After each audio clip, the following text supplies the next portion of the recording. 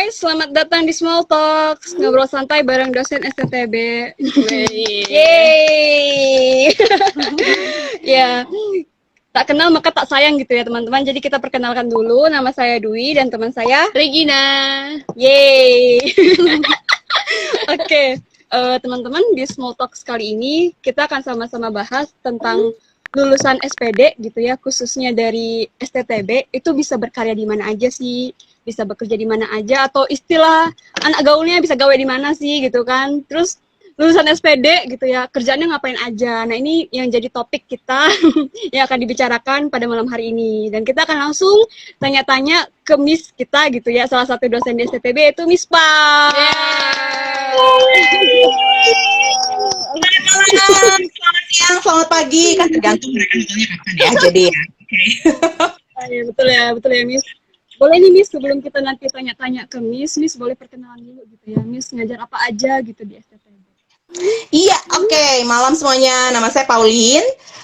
Saya di SCTB, saya ngajar pelayanan anak, strategi pembelajaran, pokoknya yang berhubungan sama lebih ke teknikal ya, teknikal lapangan cara mengajar, mungkin seperti itu sih. Ya, itu aja lah ya. Apalagi nih yang mau tahu dari saya? Ayo, silakan ditanya. Ayo tanya silakan yang ingin bertanya. Iya betul teman-teman. Jadi yang enggak akan saya jawab nih ya. Yes, selamat datang di Small Talks. Oke. Ya betul guys. Jadi nanti kita ada pertanyaan ke Miss Pau. Terus teman-teman juga yang punya pertanyaan boleh silahkan gitu ya. Tulis aja di kolom komentar. Nanti saya atau Regina gitu bisa bacain ke Miss. Ya teman-teman. Yes, alright. Nah teman-teman biasanya kita kalau misalkan ngomongin tentang lulusan SPD gitu ya, selalu berkaitan dengan guru. Tapi memang benar sih gitu kan. Kalau lulusan SPD pasti jadi guru. Terus pasti mikirnya jadi apa? Guru pendidikan agama Kristen di sekolah. Kalau misalkan nggak di sekolah, di gereja. Di gereja jadi ngapain ya? Guru juga, guru sekolah minggu gitu. Kalau nggak mentok-mentok jadi apa pembina sekolah minggu. Tapi kalau menurut Miss sendiri gitu ya, bener gak sih profesi dari lulusan SPD hanya seperti itu, atau bahkan sebenarnya bisa ngerjain hal lain gitu dari lulusan SPD ini? Aku nggak akan jawab dulu. Aku mau tanya dulu sama Dwi sama Regina. Waduh, Kalian SPD pemikirannya mau jadi apa ke depannya? Coba dulu yang mau jawab nih, Gin. Yang larikan Kamu dong. Oh gitu aku ganti. Kenapa daftarnya ke SPD? Kenapa nggak ke STH? Nah, yo. Nah, lo. Kalau pemikiran sebelumnya, kalau pemikiran sebelumnya itu awalnya karena satu itu waktu pertama di sini tanya karena cita-cita awalnya ya Miss, sebelum tahu benar-benar SPD itu gimana gitu ya. Awalnya cuma pengen ya itu sebuah cita-cita gitu loh Miss. Nah tapi sekarang lebih ngerti gitu SPD itu apa sih sebagai pendidik Kristen itu ya bagaimana caranya kita tuh tidak hanya apa memang Gina? Kenapa Miss? Cita-citanya apa memang? Menjadi guru Kristen Miss, menjadi guru agama. Jadi guru agama. Oke. Ya jadi pas semakin besar gitu semakin dewasa pengennya ambil SPD gitu kan Miss, biar apa jadi guru. Nah tapi udah semakin ngerti gitu kan ternyata jadi guru itu bukan hanya sekedar profesi guru gitu. Jadi gimana sih caranya kita tuh bisa mengajar dengan baik sebagai pendidik Kristen gitu Miss. Iya. Dwi gimana Dwi? Kalau aku jujur sih awal dulu memang punya pemikiran kayak gitu, jadi guru ya, apalagi masuk seminari gitu ya, jadi guru sekolah minggu gitu mentok-mentok, atau enggak kalau di gereja jadi pembina GSM, guru sekolah minggu. Tapi kalau sekarang gitu ya, panggilan saya kan bukan ke situ Miss. Bukan ke jadi pembina. Nanti kita bahas Dwi sama Gina apa kenapa berubah dan sekarang jadinya mau jadi apa gitu ya. Kalau tadi balik ke pertanyaannya kalian, memang lulusannya SPD jadi apa ya, memang jadi guru, namanya juga sarjana pendidikan gitu kan, jadi guru. Kita nggak bisa menyempitkan hanya jadi guru agama. Nah itu yang harus aku ingetin gitu ya sama teman-teman yang tertarik masuk ke pendidikan Kristen ya di STB. Jangan pernah berpikir bahwa udah lulus cuma jadi guru agama Kristen aja gitu ya, karena kita tuh bukannya espak ya, bener kan ya Dwi sama Gina ya, kita bukan espak, tapi SPD pendidikan. Jadi ini mungkin apa namanya, kalau misalnya kalian mau tahu lebih banyak bisa tanya-tanya nih ya sama Gina, sama Dwi, sama teman-teman yang memang sudah apa di STB, nggak belajar apa nggak cuman belajarnya kan agama tok gitu kan. Jadi belajar malah apa bikin kurikulum, menyesuaikan kurikulum. Kita nggak bikin kurikulum dari nol ya, jadi menyesuaikan kurikulum, lalu cara mengajar apapun gitu kan, bukan agama. Jadi misalnya, jadi kalau ditanya lulusannya mau jadi apa, sangat luas, sangat luas. Mau jadi guru BK bisa, karena mereka apa teman-teman juga belajar konseling di sini, lalu di konseling juga, jadi ngalamin ya nggak sih? Iya, Ya kan? Jadi mau jadi guru BK bisa, mau jadi guru kelas gitu ya, bisa juga. Terus kalian tahu nggak sih kalau ada lulusan SPD juga jadi PNS sekarang? Wow, berarti memang benar-benar luas gitu ya. Luas. Bisa kemana aja. Lalu setelah ini apa namanya, kita ngomongin hal yang lain. Misalnya SPD-nya tuh kalian ya kalau mau lanjut ke MPD atau apa yang memang general gitu ya, yang apa yang apa yang bukan agama Kristen lagi gitu ya, bukannya pendidikan Kristen, ya itu juga bisa gitu, karena kita akreditasi sama BAN PT gitu, terkait sama negara lah ceritanya seperti itu. Jadi kalau ngomongin profesi banyak banget gitu. Kalau mau di gereja bisa, mau di sekolah biasa bisa, mau di sekolah Kristen bisa, mau di para church juga bisa. Jadi sangat luas sih gitu. Begitu. Oke, Miss. Jadi Miss kalau gitu misalnya kan karena luas gitu ya. Jadi gimana sih caranya buat kita untuk mencari pekerjaan itu, dan harus menghubungi siapa sih kita, Miss? Kalau kita ya cari siapa yang punya sekolah itu. di apa namanya, di CGV atau di XX1 kan nggak mungkin ya gitu. Jadi iya, jadi satu hal sebenarnya ya Dwi sama Gina, kamu tuh nggak usah nyari juga, praktek 1 tahun kalian itu bisa jadi loncatan, ya nggak sih? Jadi teman-teman nih yang belum tahu, kalau di STTB itu, di Sekolah Tinggi Teologi Bandung itu, setelah 4 tahun ya, 4 tahun kalian belajar, selain ada praktek praktek kerja di tengah-tengah dan sebagainya. Nah di akhir itu kan ada praktek 1 tahun. Nah, praktek 1 tahun itu tuh teman-teman nih kayak Gina, kayak Dwi itu, mereka ditempatkan di sekolah yang sekolah urban bahasanya gitu ya, sekolah Kristen yang memang besar gitu, dan nggak cuma di Bandung, ada di Jakarta gitu, ada di kota-kota besar. Nah, biasanya tuh mereka tuh cuma setahun tuh biasa dilanjut. Jadi jangan khawatir kalian tidak dapat kerja gitu ke depannya. Karena ya nggak sih, jadi nggak usah khawatir kalau misalnya kalian kayaknya mau lanjut, itu biasanya seneng banget tuh karena tinggal lanjutin. Jadi 1 tahun biasanya dilanjut. Sebagian besar tuh lulusannya SPD itu dilanjut gitu. Kecuali gitu ya, misalnya kayak Dwi misalnya di itu ya, Dwi misalnya Dwi itu diutus sama gereja A. Nah, gereja A punya sekolah.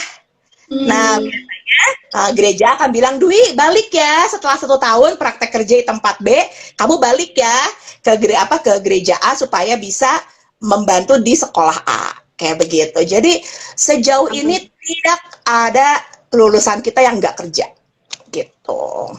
Pasti kalau lulus. Iya, ini ada Ayu nih ya, ada Ayu. Tadi kan saya nanya ya, yuk kalau kamu bisa denger ya, kalau kamu masih online. Coba setelah lulus 4 tahun nih dari STB +1 ngajar, udah langsung ahli gak yuk? Ngajar di sekolah besar di kota Bandung. Apa tantangannya? Kita tanya ya teman-teman, apa tantangannya? Apa permasalahan terbesar gitu ya saat jadi guru gitu. Karena memang nggak mudah ya, nggak mudah. Sekarang mungkin kalau kayak Dwi, Gina masih di STB gitu ya, mungkin baru nanti bakal praktek 3 bulan dan sebagainya, tuh nggak akan terlalu kerasa. Tapi kalau udah masuk ke lapangan kayak begitu, wah itu bakalan banyak tantangannya. Apalagi nih Ayu bilang mau nangis tiap hari.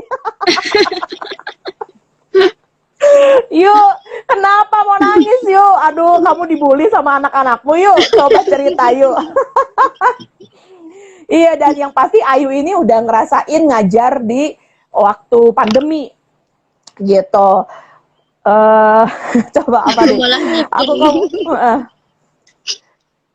aku malah mikir ini beneran jadi guru kayak gini. Kok beda sama yang di kampus?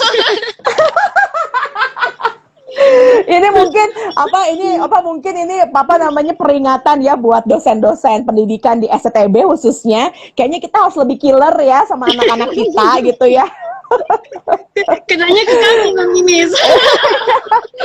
Iya betul, karena bagaimanapun kehidupan nyata kan lebih buruk daripada impian gitu ya. Iya betul teman-teman. Jadi teman-teman yang memang kalau praktek bahasa saya tuh ya, kalau kalian ngajar kalau 1 tahun tuh masih honeymoon biasanya, gitu ya, masih honeymoon. Manis-manisnya gitu ya, Miss. Kalau nggak kan betul masih manis-manisnya. Terus kalau misalnya kan kalian kan jadi asisten gitu kan. Jadi cuman bantu-bantu. Tapi di tahun kedua kalian tuh mulai observasi tuh. Oh, ini guru begini, gayanya begini. Oh, guru begini, guru yang itu begitu. Nanti anak-anaknya udah semakin kenal kalian, semakin nggak takut sama kalian gitu kan. Di tahun ketiga dipercaya lebih banyak, wah itu lebih beban, lebih gede. Tapi kalau misalnya kalian adaptasinya bagus, oke itu ngajarnya bisa lebih oke. Tapi kalau misalnya adaptasinya buruk, udah deh nambah, bukannya lagi ada di bukannya nangis tiap hari, tapi mungkin bukannya nangis tapi udah deh kayaknya gue nggak mau jadi guru lagi gitu kan, karena memang nggak mudah gitu kan. Gitu. Jadi ya tadi Ayu bilang kan beda banget sama di kampus. Oh iya, absolutely bakal beda banget, karena kita di kampus cuma icip-icip gitu ya bahasanya ya, icip-icip kalian cuma jadi asisten doang, atau kalian cuma dikasih 1 mata pelajaran. Tapi kalau jadi guru, nah ini aku baru mau ngomong, kalau jadi guru tuh omnipresent. Tadi kan harus maha hadir ya, menurut kata Ayu.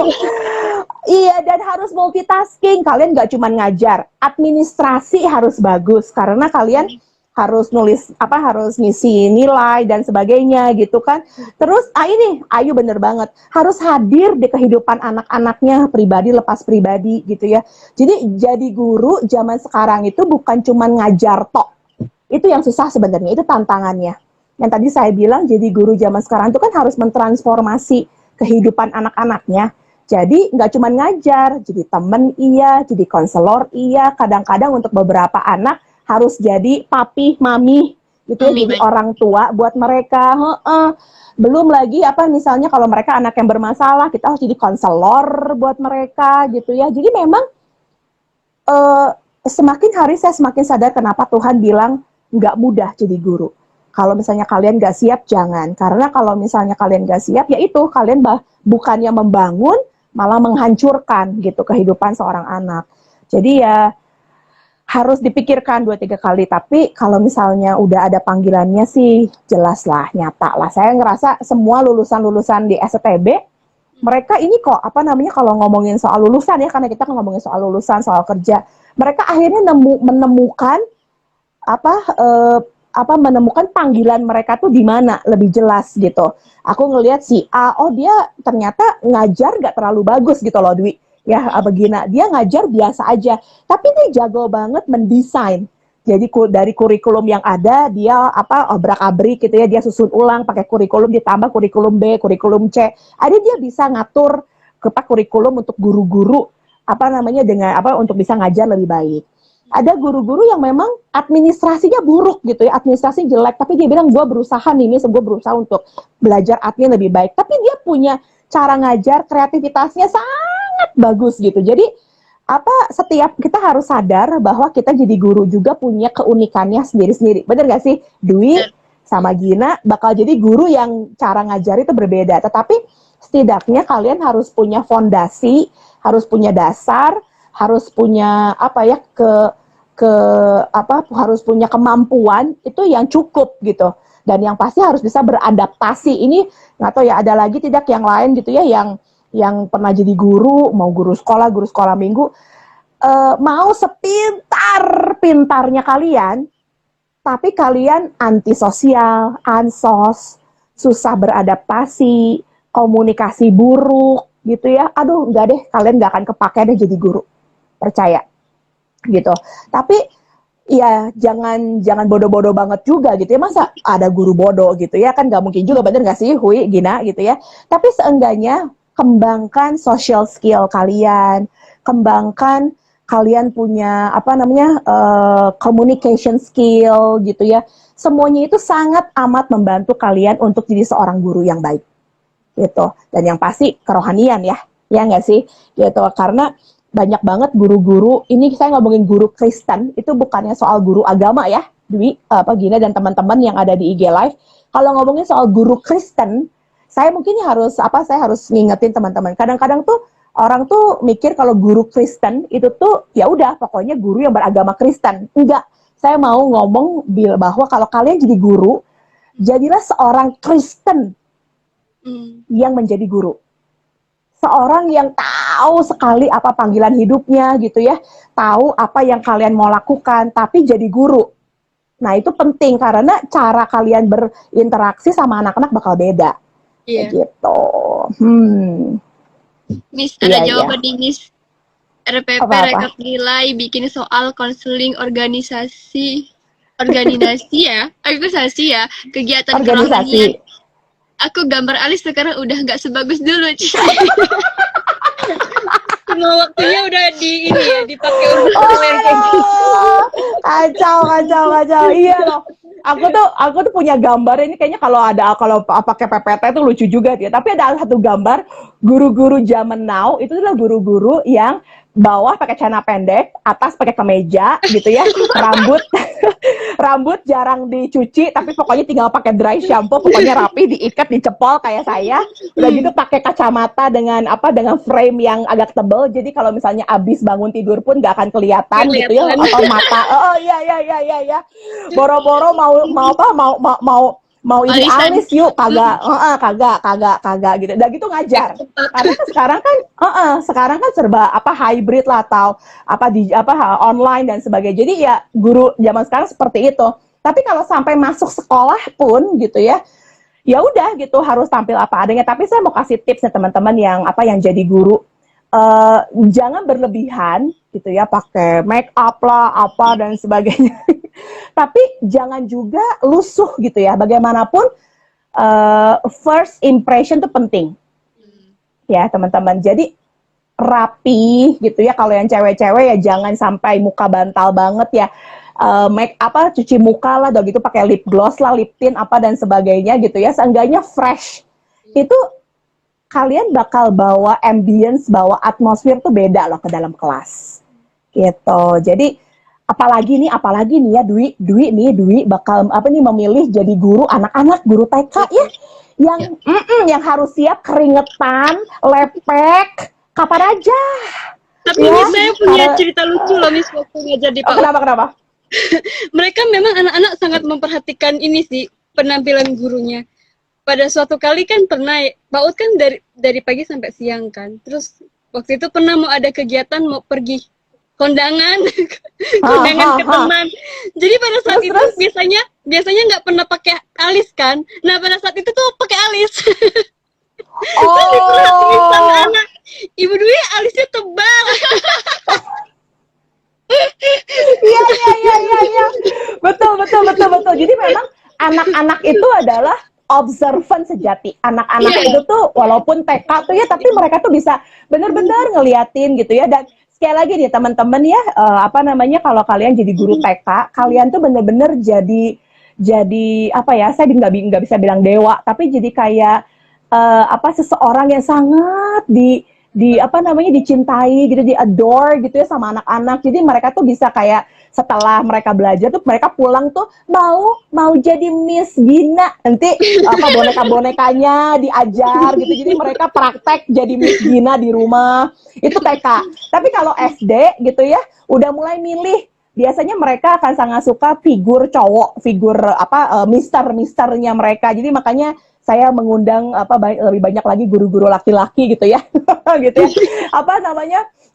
yang cantik, yang ganteng gitu. Jadi mereka punya figur-figur. Kalau SMP udah mulai nggak peduli, guru ngomong juga nggak didengar gitu ya.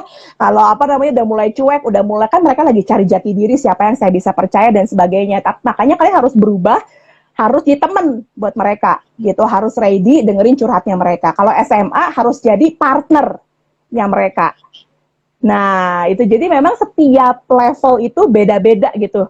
Kita menempatkan diri jadi gurunya itu berbeda-beda di setiap level. Jadi memang, nah itu kita bakal bahas banyak juga tuh ya, di kelas, di SPD. Karena kita, mungkin saya lebih banyak di TK SD ya kalau ngajar. Nanti ada Pak Mario, dia lebih banyak di level SMP, SMA. Bu Sylvia, dia banyak di SD, SMP gitu. Jadi, kita semua kalau Bu Gyokli dia lebih banyak SMP SMA. Jadi memang setiap dosen di SPD itu punya bukan expertise, tapi punya pengalaman yang berbeda-beda di setiap level, dan kita selalu sharing sama teman-teman supaya nanti di saat masuk ke lapangan enggak shock gitu. Walaupun Ayu aja shock ya, yang udah dikasih teman-teman yang lain juga pasti udah dikasih dikasih sharing tetap aja shock gitu, karena kan beda ya. Setiap ladang punya belalangnya masing-masing lah, bahasanya seperti itu. Jadi ya begitulah gitu, bakal beda. Iya. Ini kalau kata Ayu, kalau bedanya nih ya, bedanya ngajar anak kecil sama anak SMP atau SMA. Kalau anak kecil jujurnya nanya di depan, tapi kalau anak SMP SMA dijulitinnya di belakang. Benar. Benar. Nah, kalau anak seminari gimana ya? No comment, Miss. Tantangan gitu ya. No comment. Iya loh, bener loh. Jadi memang satu lagi ya, kalau ngomongin jadi guru tuh yang jangan fake gitu, harus apa adanya gitu. Karena anak-anak itu, saya suka bilang ya, anak-anak tuh kadang-kadang saya ngerasa anak-anak tuh kayak punya sixth sense, tau nggak? Mereka bisa tahu loh mana guru yang memang bisa dibully sama aku, guru-guru yang enggak apa adanya, yang ada apanya gitu, jadi bisa aku mainin gitu. Itu anak-anak tuh punya sixth sense loh, bahkan dari kecil gitu ya, jadi punya feeling gitu. Tapi makanya kita harus jadi guru tuh yang apa adanya, yang jujur gitu ya, punya integritas, itu penting banget. Tapi bahkan kalau misalnya kita memang nggak tahu, kalau kita nggak mampu, ya harus bilang gitu. Khususnya untuk anak-anak yang SMP SMA ya, bahwa Miss kok nggak pernah denger ya, coba deh Miss cari dulu, misalnya seperti itu ya. Jadi harus ngomong bahwa ya memang aku nggak tahu dan aku nggak update, kalian lebih update. Tapi setelah itu janji, aku cari, lalu minta mereka untuk jadi temen, untuk berbagi, temen untuk sharing gitu dan sebagainya. Makanya memang tantangan ngajar zaman sekarang itu memang nggak mudah gitu. Kitanya harus menempatkan diri, bukan jadi orang yang serba tahu. Atau jadi sok tahu gitu ya, nggak bisa gitu, karena bagaimanapun anak-anak punya akses jauh lebih bagus, jauh lebih baik dari kita. Makanya jadi guru-guru zaman sekarang, walaupun nanti kalian udah jadi guru gitu ya, nggak boleh stop belajar gitu ya. Jadi saya mengundang dia teman-teman yang sekarang udah beres S1, udah ngajar di sekolah, ngajar di gereja, harus studi lanjut. Karena kalau nggak studi lanjut, kalian bakal stop cara pikirnya, cara pandangnya itu bakal berbeda begitu. Iya. Apalagi nih, ini hari ini kayaknya kita live-nya berempat deh. Mungkin kita bisa minta Ayu ya untuk join ya. Iya gitu, karena ini Ayu ini banget. Thank you anak-anak SPD tuh nggak boleh SKSD. Ente di sekolah tugasnya lebih banyak. Gini teman-teman, ini nggak cuma di STTB ya. Maksudnya teman-teman sekarang yang sedang belajar di SPD atau di universitas, jangan pernah berpikir bahwa kuliah kalian tuh berat sekarang ini. Enggak, gitu ya. Mau sebanyak-banyaknya tugas, masuk ke lapangan, ini yang Ayu bilang, kerjaannya tuh gila, banyak banget gitu. Dan bener banget jangan SKSD, karena nanti tugas untuk di lapangan itu banyak banget gitu. Dan tugas yang ngedadaknya juga banyak gitu. Jadi harus menyicil gitu ya, belajar nyicil ya, yuk ya belajar nyicil. Kalau memang ada waktu pakai dengan efisien gitu ya, jangan sampai lembur-lembur, bahkan udah efisien pun biasanya tetap harus lembur. Jadi memang time management gitu ya, itu sangat penting jadi guru. Lalu nggak cuma time management tapi administration management itu juga sangat penting. Makanya kalian ada administrasi pendidikan, toh itu ada kelasnya, cara ngurus-ngurus administrasi, pokoknya banyak banget deh gitu ya. Jadi makanya kalian di STB itu so far seingat saya itu sekarang 60-40 gitu ya, 40 teologi yang kalian beresin sampai semester 4, semester 5, lalu setelah itu semester 5, 6, 7, 8 tuh fokus semuanya untuk mempersiapkan kalian jadi guru kelas, guru BK, guru BP. Jadi kalau ngajar agama juga mau ngajar agamanya seperti apa, udah gitu kalau nanti ada kelas juga untuk yang digital gitu ya dan sebagainya, karena mau nggak mau zaman sekarang harus ada blended digital sama lapangan. Jadi memang kita berusaha sekali mempersiapkan teman-teman untuk siap pakai di lapangan. Walaupun tadi yang Ayu bilang udah nyampe lapangan, beda ladang, beda belalang, juga tetap aja shock gitu karena beda culture gitu kan ya, beda aturan gitu ya, beda pemimpin, terus orang-orangnya juga berbeda. Tapi setidaknya kalian nggak ngeblank banget gitu, Dwi dan Gina. Tapi memang benar sih, dulu kalau misalkan kita ngelihat pekerjaan guru, yang kita lihat kan ketika dia di kelas doang gitu ya. Tapi di balik kelas itu banyak sekali persiapan yang dilakukan gitu.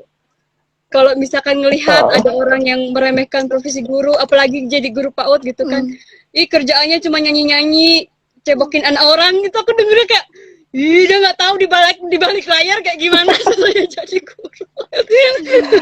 Iya, benar. Iya, jadi memang jangan pernah apalagi gini loh, Dwi, Gina, kadang-kadang profesi guru tuh direndahkan, bahkan lebih rendah daripada misalnya jadi evangelis gitu ya, jadi hamba Tuhan gitu ya. Padahal kalau di STB, hamba Tuhan harus jadi guru gitu ya, harus jadi educator. Semua educator, semua guru-guru mereka juga harus menjadi hamba Tuhan. Jadi memang, tapi ini balik lagi kalau kita masuk ke daerah kan beda prinsip ya, beda pandangan lah gitu kan ya. Jadi jangan pernah berpikir bahwa ngajar SMA itu tuh lebih tinggi kastanya daripada ngajar TK gitu ya. Enggak, teman-teman, itu enggak ada lah kasta-kasta gitu seperti itu. Bahkan kalau saya melihat tidak semua orang itu bisa ngajar di TK. Ya, gitu ya, karena pemakaian bahasanya anak-anak TK ini ada Ruth ya di sini ya, partner kerja saya udah lama, udah dari tahun 2005 2008 sama Ruth. Iya, ngajar TK itu tuh udah harus gesture-nya kita gitu, badannya kita, cara ngomong, susah banget gitu ya. Jadi kalau TK itu memang physically itu sangat capek, tapi kita ngomong berkomunikasi juga sangat capek gitu. Jadi memang kalian tanya sama Ibu Tandiokli ya, guru dosen senior kita, Bu, Ibu udah pernah ngajar di level mana dan level mana yang Ibu nggak bisa ngajar? Jawabannya dia, saya ampun nggak mau ngajar TK. Gitu ya. Ya, tanya juga sama Pak Mario deh. Yuk, Pak Mario ngajar TK? Ampun, angkat tangan kayak begitu ya. Iya, jadi nggak ada. Kalian mau ngajar di SMA, sangat susah juga ngajar SMP, waduh, anak remaja gitu ya, ABG, anak buah gorgom semuanya gitu ya. Lalu di SD juga semuanya punya tantangannya sendiri-sendiri. Jadi sekarang memang harus cari kalian punya hati di mana, lalu banyak belajar, banyak sharing, banyak dengar dari orang, dan yang pasti tadi ya, adaptasi, bangun kemampuan kalian, communication skill, teaching skill, semuanya skills yang diperlukan. Bangun semuanya itu karena penting gitu ya ke depannya gitu, dan adaptable itu sangat penting, harus bisa beradaptasi. Betul ya Ruth ya? Ya Ruth, Kak Ruth nih bilang jadi guru TK harus bisa segala sesuatu, dia bilang segala profesi, jadi chef, desainer, tukang lawak, penginjil, penyanyi, pemusik. Ruth jangan lupa, aku pernah jadi badut. Amber, ingat ya Ruth, aku pernah jadi badut. Aku pernah jadi peri. Ingat terus ya, kalau jadi guru TK itu udah urat malunya udah putus katanya gitu. Begitu ya.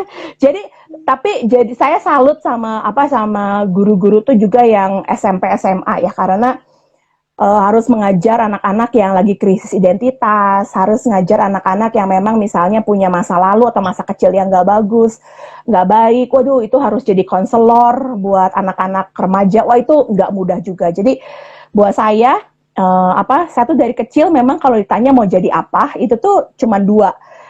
Mau jadi guru atau jadi, saya selalu lupa apa yang suka ngorek-ngorek aku saya tiba-tiba jadi susah, yang suka ngurusin dinosaurus, kerangka-kerangka, apa namanya, Wi? Ngorek-ngorek, Miss. Ngorek. Bukan, kok sih, yang saya tuh suka banget susah ya mau ngomongnya. Saya tuh suka banget sejarah. Saya tuh saya suka banget kayak dinosaurus gitu. Sejarawan. Terus Ilmuwan. Iya, jadi sejarawan. Pokoknya saya selalu paleontologist. Ya, jadi pokoknya semua yang berhubungan sama sejarah tuh saya suka, arkeologis lah, paleontologis, apa dan sebagainya. Jadi pengen banget, tapi kata papi nggak ada duitnya, semua itu nggak ada duitnya. Biasalah ya, kalau saya tuh kan dibentuk sama keluarga Chinese yang kalau bisa bisnis seperti itu. Tapi jadi guru itu nggak pernah hilang dalam hidup saya. Jadi Tuhan terus bentuk saya pernah kerja di teman-teman mungkin ada, kalau udah ada yang nonton tentang Going on Vocation di SCTB, kalian cek ya di YouTube-nya SCTB, ada salah satu videonya kita tentang Going on Vocation. Saya tuh kan nggak langsung jadi guru, saya pernah jadi tour guide, saya pernah kerja di pabrik sol, tapi semua pengalaman itu tuh Tuhan izinkan saya untuk ngalamin, tapi tetap Tuhan balikin saya jadi guru.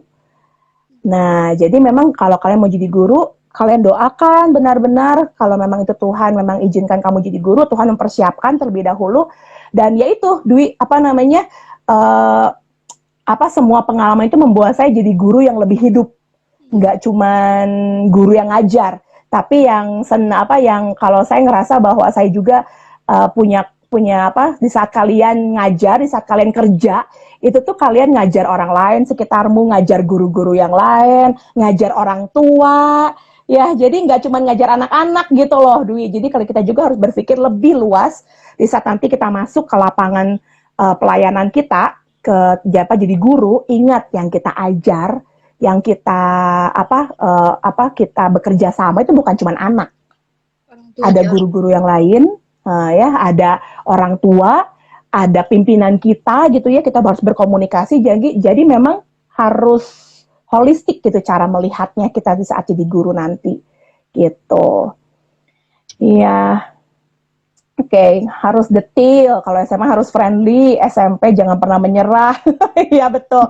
Oh, ini ada Yogi juga. Hai Gi. Yogi ini juga Kak Yogi kan lulusan STH juga. Jadi kita punya pengalaman pernah jadi tour guide juga. Jadi memang pengalaman hidup pasti membentuk kita lah ya jadi guru seperti apa. Jadi pengalaman hidup, gaya ngajar parenting style orang tua, gaya ngajar guru-guru kita dulu, itu tuh mempengaruhi banget cara kita mengajar. Nah, jadi sekarang kalau misalnya kalian harus diubahkan untuk bisa jadi guru-guru tuh yang nggak cuma ngajar tok, tapi ya itu ya tadi saya bilang gitu, bisa mengubah hidup, bisa lebih interaktif, bisa lebih hidup, bisa lebih connect dengan anak zaman sekarang. Mungkin itu ya hal yang penting kalau saya pikir. Nah, Miss, ada lagi nih Miss, yang terakhir nih. Mungkin mewakili teman-teman yang ada di live ini juga ya. Mungkin masih ada yang ragu nih tentang panggilannya karena takut profesi guru ini tidak lagi relevan nih sampai berapa tahun ke depan gitu kan. Nah, jadi Miss gimana sih, boleh nggak sih Miss meyakinkan bagaimana sih bahwa profesi guru ini tidak akan tergantikan gitu meskipun di era teknologi ini gitu loh Miss. Yogi, siapa itu tadi, Ayu gitu ya, siapapun tadi, ada saya lihat dari ini gitu ya, ada Ruth. Buat kalian jadi guru tetap relevan nggak? Iya teman-teman, dimanapun kalian berada saat ini, kita semua bakal jadi guru di semua di sepanjang hidup kita. guru untuk anak-anak kita, guru untuk jadi teman kita, ya guru untuk jadi untuk di lingkungan kita gitu, di tetangga kita dan sebagainya. Jadi guru itu nggak sempit seperti itu. Tapi sekarang ini kalau misalnya kita mau jadi seorang educator, menjadi seorang guru, itu bakal lama gitu ya, bakal tetap relevan.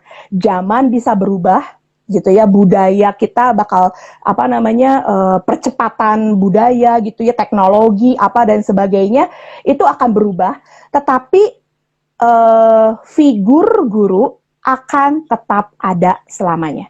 Ya, tadi saya bilang teknologi akan terus berkembang, iya, tapi teknologi juga perlu dibantu, perlu didukung oleh orang-orang yang melek pendidikan, yang ngerti banget pendidikan. Kalau misalnya nggak kebayang, nggak bikin program pendidikan, tapi yang bikin orang teknik atau orang marketing atau orang keuangan, bakal beda banget gitu hasilnya.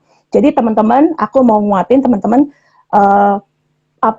doakan panggilan kalian. Indonesia khususnya masih perlu begitu banyak guru-guru yang memang berkualitas, yang punya hatinya Tuhan gitu ya, dan yang pasti punya kualitas internasional, kualitas yang bagus gitu, yang profesional banget. Jadi doakan dan cari sekolah yang memang baik, sekolah yang memang mempersiapkan kalian semuanya jadi guru-guru yang bukan cuma transfer ilmu, tetapi guru-guru yang siap mengubah hidup anak-anak khususnya di Indonesia, supaya mereka jadi orang-orang yang berdampak dimanapun mereka berada. Jadi jangan keraskan hatimu ya, gitu. Ini Miss menarik nih dari Kak Ayu nih kan Miss. Dibilang kita udah masuk era metaverse dan guru masih eksis sejak zaman PL. Iya, betul. Jadi metaverse itu kan ciptaan orang. Iya, dan saya percaya di belakang dari Mark Zuckerberg gitu ya. Pasti tuh banyak juga orang education tuh gitu ya. Dia kan sedang mempersiapkan juga sekarang Meta School. Nah, Meta School ini, tapi kan ini perlu ada orang yang ngurus gitu kan, perlu ada orang-orang yang memang guru gitu, yang memang PhD, profesor dan sebagainya, yang memang in education kayak gitu. Jadi tetap perlu orang-orang yang memang punya cara pandang edukasi itu lebih baik gitu. Jadi bakal berubah kok, nanti ada metaverse lah, ada first lah, dan sebagainya, itu bakal 20-30 tahun bakal terus berubah ya. Tapi tetap yang namanya educator, yang namanya guru mah tetap nggak akan pernah hilang gitu. Jadi yuk teman-teman yang sekarang yang udah gitu saya ini sedang menantang gitu ya teman-teman nih yang di pendidikan, ayo masuk ke pemerintahan.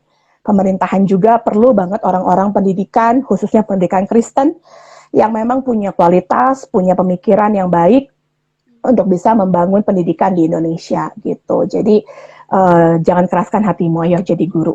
Ya, Indonesia juga perlu banyak guru gitu. Dan yang pasti di SCTB kita punya program SPD ini ya teman-teman. Jadi kalau misalnya ada yang perlu bantuan dan sebagainya, bisa tanya nih, ada 2 orang yang luar biasa di sini, ada Dwi, ada Gina.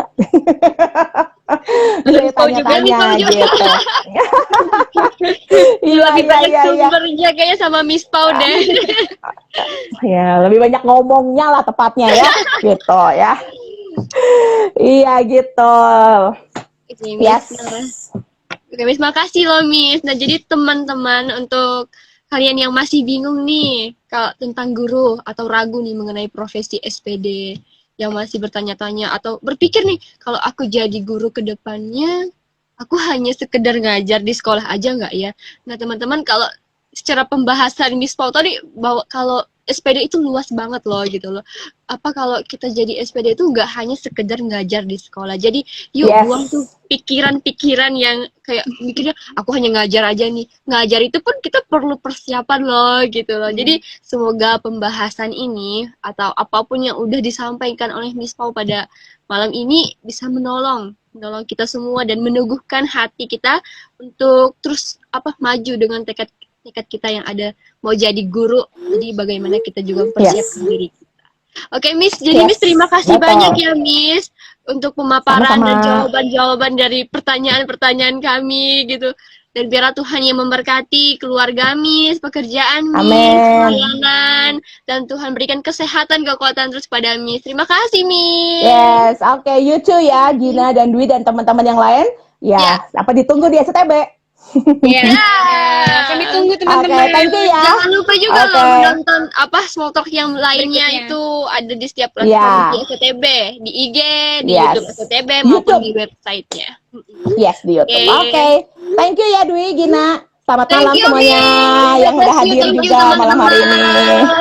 Oke, God bless you. bye-bye. Bye-bye. Ya, bye.